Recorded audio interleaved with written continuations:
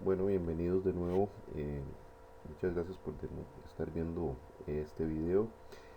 Vamos a iniciar con un tema pues muy interesante, que es cómo puedo hacer para escoger un posible negocio en internet. Es una pregunta clave que todos en algún momento nos hemos hecho si nos hemos planteado un proceso de emprendedurismo.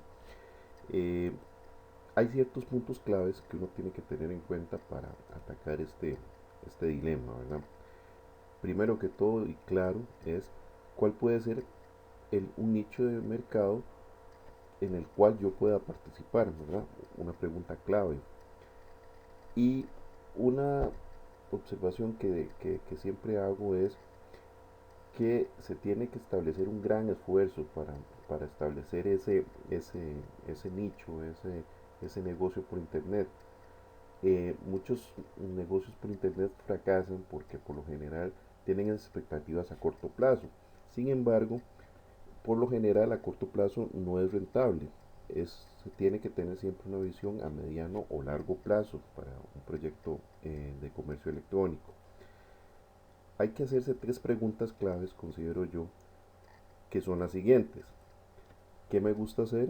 ¿Qué hago mejor que los demás? ¿Y qué necesidades hay por satisfacer relacionada con lo anterior? Vamos a explicar un poco estas preguntas. La primera, ¿qué me gusta hacer?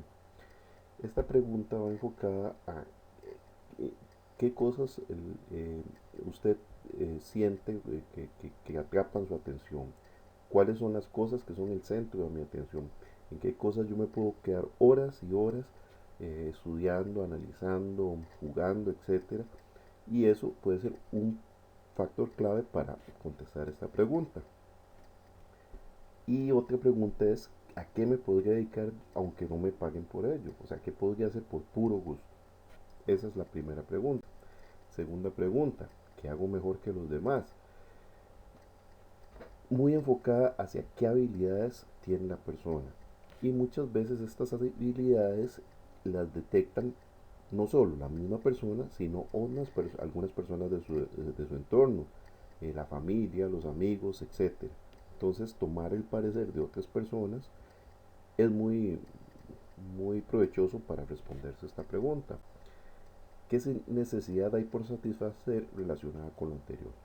Muy bien, ¿cómo puedo aplicar lo que yo me he consultado lo que me he preguntado en los asuntos anteriores, en las preguntas anteriores, para aplicarla al mundo real?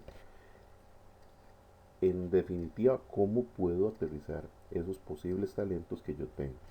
¿Ok?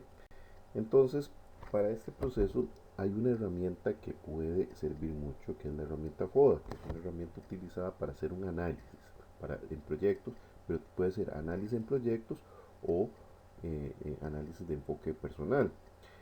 Eh, en dicha herramienta eh, se establecen o se intentan determinar ciertos puntos, que son las fortalezas, las oportunidades, las debilidades y las amenazas. Por eso son las siglas de la herramienta, FODA. Eh, voy a, creo que con un ejemplo se puede ver mejor cómo se puede aplicar esta herramienta tanto para uno personalmente como para un proyecto de trabajo. Entonces veamos un ejemplo, digamos un desarrollador informático que se plantea iniciar un negocio por internet. Entonces hace un cuadro como este que estamos viendo con una serie de columnas y reglones en las cuales cada columna indica las fortalezas, las oportunidades, las debilidades y las amenazas, y en los renglones se establecen qué factores personales o del proyecto se pueden aplicar a esto. Digamos, este desarrollador indica que como sus fortalezas él es un buen programador. Él ve que en las oportunidades que haya un auge de negocios web o negocios de comercio electrónico. Debilidades, él indica que tiene poco presupuesto para desarrollar un proyecto. Y amenazas, él ve que hay otros negocios parecidos a lo que él plantea hacer con más recursos.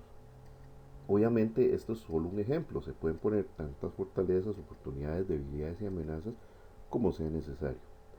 Con esto se puede establecer una herramienta que ayude a lo siguiente, a potenciar las fortalezas que uno determina que uno tenga, analizar las oportunidades que se dan. Las oportunidades son cosas que se están dando en el mercado, en nuestros alrededores, que no dependen de nosotros, pero que uno puede tomar partido de ellas y determinar cuáles debilidades se tienen. Las debilidades sí son personales, y entonces el objetivo es mitigar esas debilidades.